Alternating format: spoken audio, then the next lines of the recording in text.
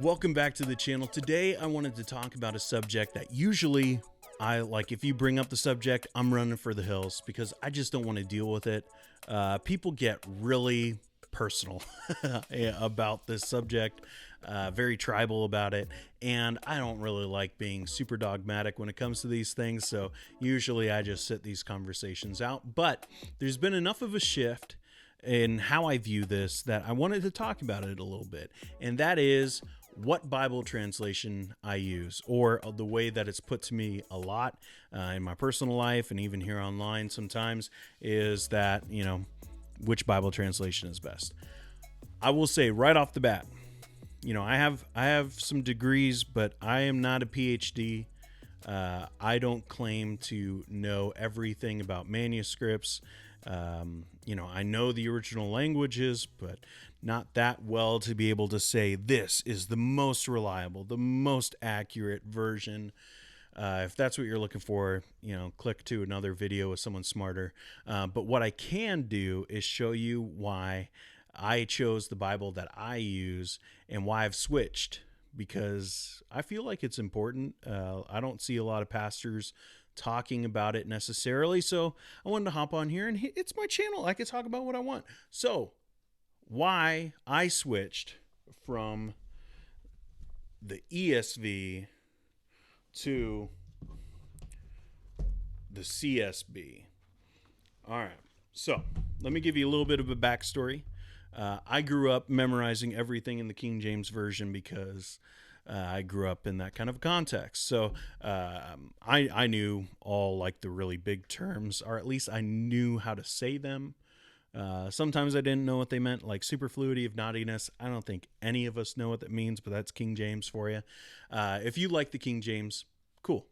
It's just not for me. And I grew up in a context where, it was debated, whether it was the only Bible that you could use, not in my church, but in churches around us. And Bible colleges tried to get me, and they could be very convincing. But moral of the story is I didn't use the King James. I used the ESV because, I don't know, I just started using it in high school. My youth pastor gave me a really good version of it, a really nice one. I lost it at an airport because that's what you do with youth pastors' gifts. You just kind of squander them. So I every time I think about that, it just bums me out that I lost that one because it was really nice. But I loved the ESV. A couple years ago, when I was a senior pastor at a church and I was preaching, every week, I wanted a really nice Bible that I could just like feel where my text was, like you just get a layout in your mind of what the page looks like, and you can just go right to it, and something that just opens up at the right spots. And so I got the pastor's Bible put out by Crossway, and I loved it. I loved preaching from this Bible, and up until recently, that's what I've been using. But there was a problem that I had in my context. It was not all that helpful, because I was in a context of preaching to a lot of first generation, second generation immigrants from Europe. And while they could speak English, sometimes it was very difficult for them to understand more of the formal terms or words that are not used all that frequently. And so I would get a lot of questions. Pastor Dean, what does this mean? You preach from the ESV, so they would buy ESV Bibles, and so they would look at it and show me and be like, what does this word mean? And I could just tell that the text that I was using, the translation I was using, was getting in the way of my preaching, and getting in the way of my people understanding what God was meaning to say to them. And so I started looking for a different translation. And I remember in 2016 that there was a lot of talk about the revised version of the Holman Christian Standard Bible.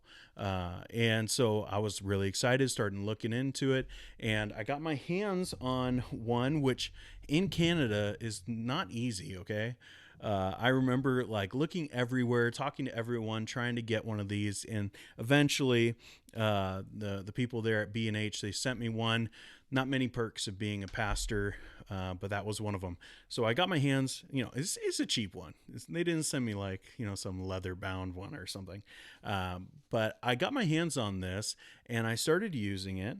But there was a problem that I ran into in the Old Testament, and it's actually an example that they give on their website of how they translate. And it's that sometimes they would add conjunctions. So the example that they give on the website is, how can I do this thing and how can I sin against God?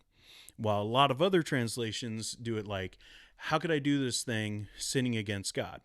And granted, like that second way is, kind of weird. It doesn't roll off the tongue. The first way is a lot more readable, but for me, when I looked at that, I was like, "Whoa, this is kind of dangerous." Adding conjunctions here, you could easily say that "how could I do this thing" is one thing, and "how could I sin against God" as a second thing, like that they're separated a little bit, and I'm not claiming to have all the information. I'm sure that they have really good reasons why they did that other than it just being readable. But I just kind of put the CSB away at that point because I was a little unsure of that translation philosophy. And so I didn't really find a solution when I was pastoring at that church for what translation to use. So I just kept on preaching from the CSB or from the ESV. But there was something that happened. I went to another church where I started preaching through the book of Acts, and I got this commentary set. I just got it because I was interested in it. I like Tony Merida, and I was like, all right, well, like Merida is, I think, how you say it. But I really like this series, the Christ-Centered Exposition series.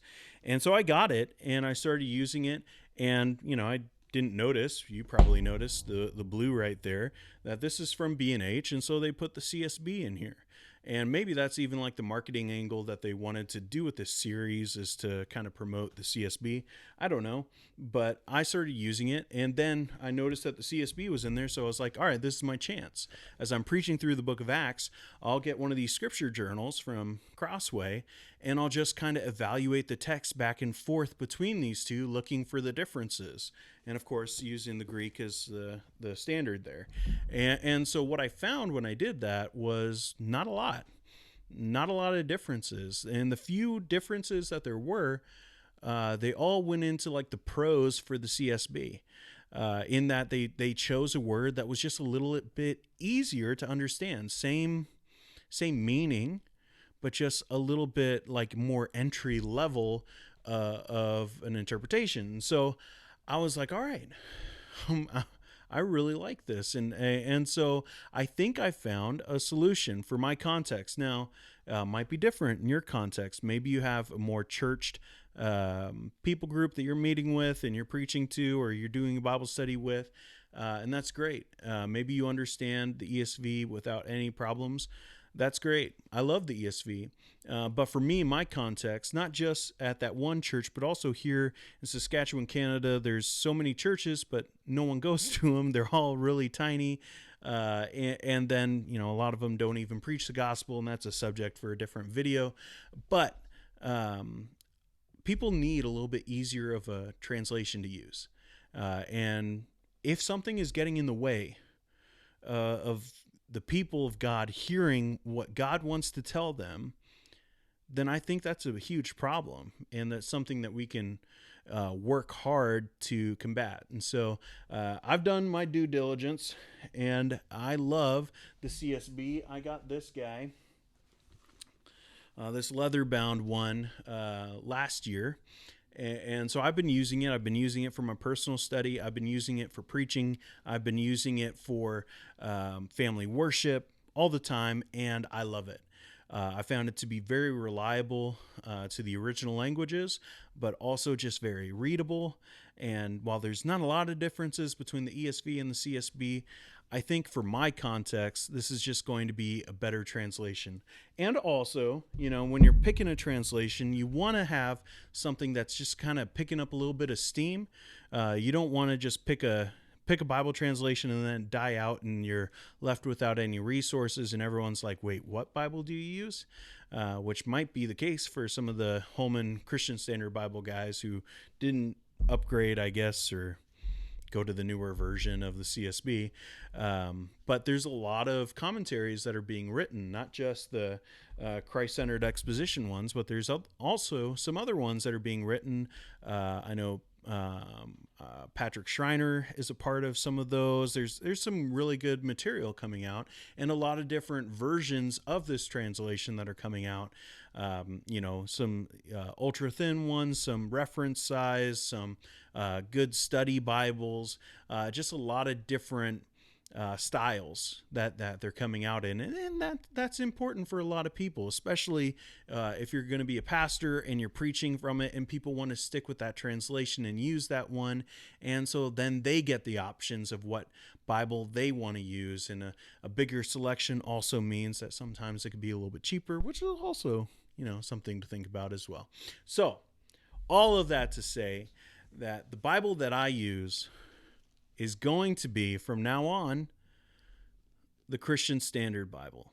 I love it. I use it. I approve it. Not that it needs my approval, but I'm just a big fan of it now. And the ESV will always hold a special place in my heart. I still use it all the time. But I think when it comes to my teaching, there's going to be a shift even on this channel. I'm going to switch to using the CSB. Maybe not right off the bat, but eventually here down the line, that's what I'm going to be using because I just really like it. So what Bible translation do I use? It's now the CSB. And maybe you should use it. Look into it. See what you think. Let me know in the comments whether you agree, whether you can only get saved from reading out of a King James version. I'm kind of poking the bear a bit, but don't let me know if that's actually what you think. I don't want to have those kind of conversations. But that's the video for today. Tomorrow, I don't know. There might be a video. Probably not. A couple days from now, probably. I'll see you in the next one. That's what I was supposed to say.